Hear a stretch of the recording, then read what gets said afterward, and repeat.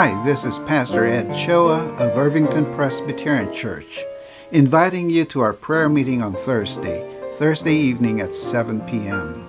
In Genesis, after God created the world and sin came into the world, a lot of things changed. Sin entered the human race. It didn't take long for corruption to infiltrate God's creation. It had infected civilization and brought death wherever it went. Humans were unable to manage their own lives, let alone God's creation. And Cain, one of the sons of Adam and Eve, killed his brother Abel, and he rebelled against God. And he wandered off his own path to a far distant place.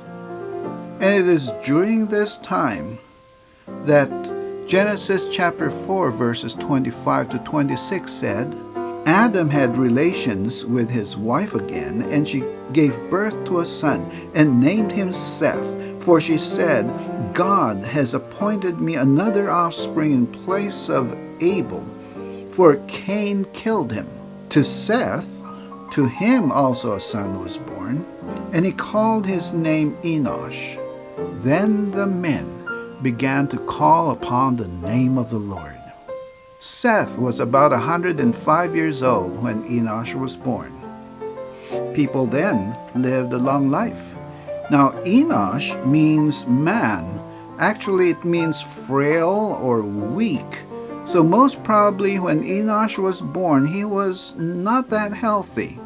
The family gathered around, and the people gathered around, the townsfolk gathered around, and they don't know what to do with this little kid, this little baby who is pretty weak.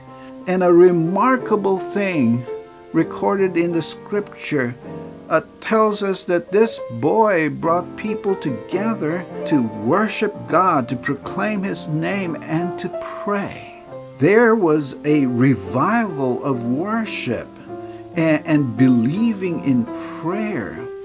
And the descendants of Seth met together in the name of the Lord throughout sacred history. It has been the godly remnant that has kept the work of the Lord going in this world.